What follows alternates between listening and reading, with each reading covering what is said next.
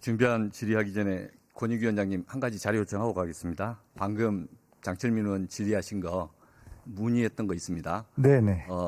수술 관련해서 청탁하는 거 김영란법 위반 아닌가 저도 많이 논의했고 검토했던 주제인데 그걸 오늘 오후 중으로 서면으로 답변 가능한 사안입니다.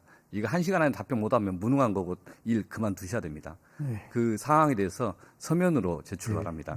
예, 준비하겠습니다. 예, 그렇지 않으면 오늘 밤에 내일 계속 이 논쟁할 겁니다. 저희 국무조정실장님, 법무장관님, 법제처장님, 기재부 차관님, 그리고 법원행정처장님, 그리고 감사원장님 함께 관심 좀 가져주십사 하는 그런 주제입니다. 저희가 밸류업이라고 하는 그 내용에 대해서 최근에 논의가 많이 되고 또 ISDS 그 결과가 나와서 그 지점에 대해서 그럼 후속 조치를 우리는 뭘 해야 되는 것인가에 대한 말씀을 드리려고 합니다. 속칭 이런 말이 있습니다. 귤이 회수를 넣으면 탱자가 된다는 말이 있습니다.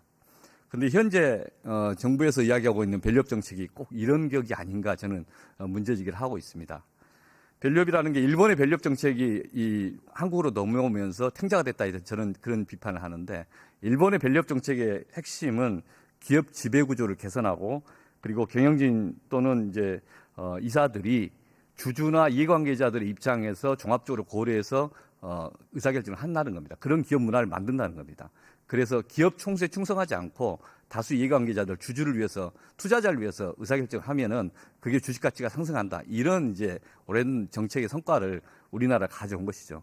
그러면 이 본질적 내용이 지금까지 살아있으면 더 좋고 앞으로도 그걸 어떤 이름이든 간에 함께 가면 좋다고 생각합니다. 그런데 지금까지 정부에서 하는 이야기들이 남는 것은 가업 상속공제에 관련해서 세금 확대하겠다. 복수의결권 하면은 세금 세제택 주겠다. 금투세 폐지하겠다. 하여간 황당한 주장들을 다 종합해서 세금만 남았습니다.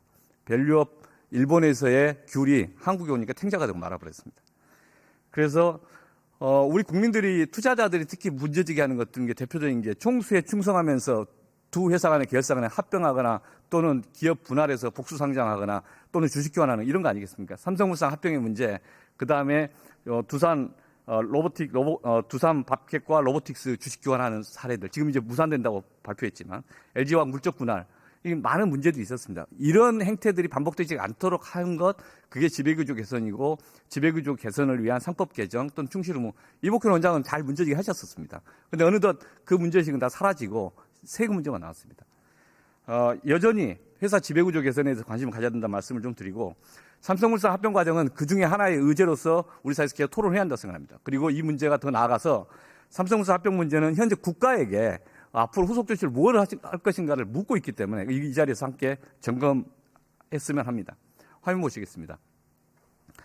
삼성물산 불법 합병과 관련해서 구 삼성물산과 제일모직 합병하는데 그 과정에서의 삼성의 이건희 회장과 삼성그룹이 이 최순실 또는 최서연 씨 그리고 박근혜 전 대통령과 연관돼서 국정농단 사건으로 문제됐고 조사받았습니다. 그 과정에서 큰 취지는 이재용 회장의 이 승계와 관련해서 이게 불법이 개입됐고 또 그에 대해서 정부가 역할을 제대로 못한 것이고 오히려 그 영향을 받아서 정부의 의사결정이 왜곡됐다라는 그런 지점이었습니다. 그리고 그 관계자들이 다 유죄 판결을 받았습니다. 이재용 회장 유죄 판결, 뇌물중공개죄, 특경법 위반, 국민연금 관련해서 찬성 입장을 피한 것 관련해서 박근혜 대통령 유죄 받았고 문영표 당시 보건복지부 장관, 홍한선 국민연금 기금본부장 다 유죄 받았습니다. 삼성 승계에 개입하고 같이 방조하고 조력하고 이때 그 다음 화면 보시면은 삼성물산 구주주는 손해를 받고 제일모직은 이득을 봤다는 겁니다. 삼성물산 구주주 중에 일성시장이라는 한국 기업입니다. 그 주주인데 여기서는 합병가액에 대해서 55,767원으로 해서 돼 있는데 이것이 부적절하다. 잘못된 계산법이다. 재판을 했고요. 그 재판비가 대법원에 확정된 게 약 10,000원이 증가된 것으로 확정이 됐습니다. 저게 실제 판결 결정문이죠. 그 당시 합병 비율이 잘못됐다는 지적인 겁니다. 그 다음 페이지 보시면 엘리엇과 메이슨이라고 하는 외국 그 투자자가 합병에 반대를 했죠. 반대 쪽에서는 주식매 청구를 행사할 수 있지만은 국가를 상대로 직접 문제제기를 했습니다. 충실 의무 위반 여러 가지 절차적인 우리 제도적 맹점이 있기 때문에 그래서 국가를 상대로 직접 손해배상 청구를 했고 그 내용 자체가 대한민국의 국가 권력이 잘못된 행사를 해서 이 국민연금의 의사결정에 개입을 했고 그로 인해서 손해를 봤다. 그래서 그 손해액을 배상해라. 합쳐서 보니까 약 2,342억 정도 김남희 의원실에서 계산한 것입니다. 이 건에 대해서는 국무조정실 중심으로 해서 법무부 또는 금융위 그러니까 관계 기관들이 서로 협의하면서 ISDS 투자 소송에 대해서 대응을 한 걸로 알고 있습니다. 이미 엘리엇 경우에는 중재 이후에 런던 법원에 제기해가지고 그 런던 법원에서 또 졌습니다. 사실상 확정된 것과 다름없습니다. 그러면 이에 대해서 어떻게 할 것인가? 예산 편성했는가? 후속 조치가 뭔가? 메이슨 경우는 이번에 판정이 났습니다. 그러면 이번 판정 이후에 그 다음 뭘 할 것인가? 이게 계속 미룰 문제가 아니라 이제 현실적인 국가 채무로 나온 겁니다. 그래서 그 국가 채무가 나온 상황에 대한 우리 정부의 점검과 대응이 필요하다 이런 말씀을 드리는 것입니다. 국민들 입장에서는 황당합니다. 삼성 이재용 세습하고 편법하는데 왜 국가가 개입해갖고 왜 내 세금이 엘리엇, 메이슨이라는 외국 투자자한테 2,400억, 2,500억이 날아가는가? 예를 들어서 이해하기가 힘듭니다. 제 세금도 그리 가는 것에 대해서도 저는 동의하기 어렵습니다. 그래서 이 상황에 대해서 그러면 국가는 어떻게 해야 될 것인가? 같이 질문하고 조치를 해야 되고 국민들에게 답을 드려야 된다. 이렇게 보고 있습니다. 다음 화면 보시면 삼성물산 주식의 적정 가치에 대해서 합병 당시에 가액이 있고 그다음에 아까 말씀드렸던 일성시장에서 계산했던 대법원에서 판결했던 것이 있고 그다음에 엘리엇 메이슨이 ISDS하는 과정 국제중재 과정에서 확정된 금액이 살짝 다릅니다. 아무튼 이 것들이 보여주는 것은 그 당시 합병이 잘못했다는 거죠. 대한민국 정부는 법원은 형사사건으로 해서 잘못했다고 인정을 했고 그리고 민사사건에서도 잘못했다고 인정을 한 겁니다.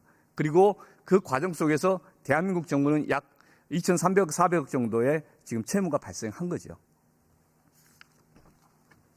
다음 보시면 국민연금이 약 11% 정도 지분을 갖고 있었습니다. 그래서 그 지분을 ISDS에서 인정한 그 주식 가격과 함께 계산을 해보니까 국민연금이 입은 손해는 약 2,500억 정도입니다. 그러니까 대한민국 국민은 두 개의 손해를 본 것이죠. 엘리엇 메이슨 사건으로 인해서 ISDS로 국가 세금이 바로 손해배상 청구된 게 있었고 국민연금에 가입하고 있던 그 국민들 입장에서는 한 번 더 국민연금 재산이 약 2,500억 감소한 것에 따른 이중의 손해를 본 겁니다. 이런 사태는 누가 발생시켰고 이 사태에 대해서 그러면 다 나몰라라고 할 것이고 어쩔 수 없다고 할 것이냐 그걸 묻는 것입니다. 다음 페이지 보시면 이 지점에 대해서 그동안 많은 질의들이 있었고 다행히 보건복지부 장관께서는 이거 문제가 있지 않습니까? 국민연금의 이런 피해에 대해서 어떤 식으로든 불법 행위자에 대해서 손해배상 청구, 구상권 행사해야 되지 않겠습니까? 하겠다고 하셨습니다. 그래서 구상권 행사, 합병 관련해서 불법 행위를 한 사람들 상대로 해서 손해배상 청구해야 되겠다, 준비하고 있다 이렇게 말씀하셔서 그 지켜보고 계속 협의하고 또 말씀 듣고 있습니다. 이 법무장관님 또는 그 국무조정실장님 이 사실 알고 계십니까? 지금 보건복지부 입장에 대해서? 예, 법무장관님. 예, 지금 사실은 저게 구상권을 지금 행사한다는 내용은 소멸시효가 있어가지고 소멸시효 때문에 올해 안에는 해야지 이게 직무유기가 안 되겠다라고 하는 잠정적 판단이 있는 것 같습니다. 그래서 지금 제일 또 이거 구상권 문제는 여기 있는 분들이 직무유기냐 아니냐 문제와 관련된 것이기도 합니다. 예. 국무조정실장님 이 사실 알고 계십니까? 여기 국무조정실장님 안 계신가요? 예, 여기 있습니다. 네. 예, 이 사안 알고 계십니까? 예, 제 자세한 내용은 잘 모르고 있습니다. 네. 이게 국무조정실이 TF 꾸리면서 같이 관리하는 의제인 걸로 알고 있습니다. 예, 그렇습니다. 예, 분명히 확신을 다시는 해야 된다고 생각합니다. 그래서 다음 페이지. 저희가 대한민국 정부가 가지고 있는 숙제. 일단, 국민 입장에서 이중의 손해를 봤다. 이 이중의 손해에 대해서 그렇다면은 손해를 본 것이 대한민국 정부가 뭔가 잘못했거나 어떤 식으로든 불법 행위자들이 있어서 그런 거지 않습니까?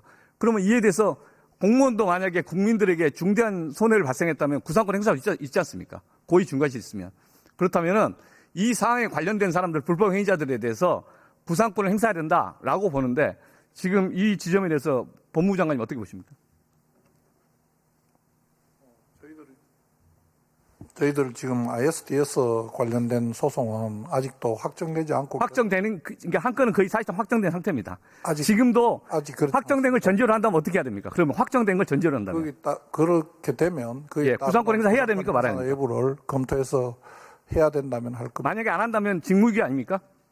살펴보고 하겠습니다. 우리 국무조정 시장님 어떻게 보십니까? 예, 법무부 비롯한 관계부처하고 협의를 해보도록 하겠습니다. 확정이 된 후에. 네.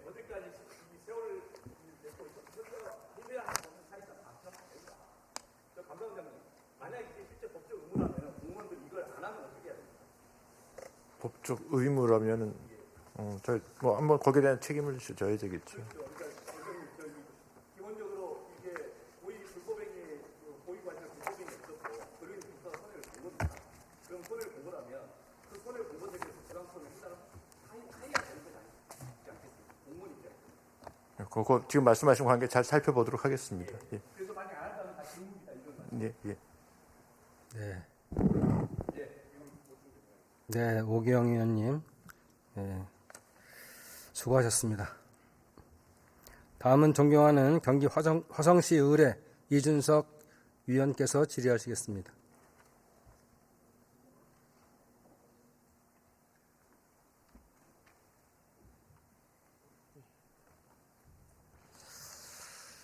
예, 인사드리겠습니다.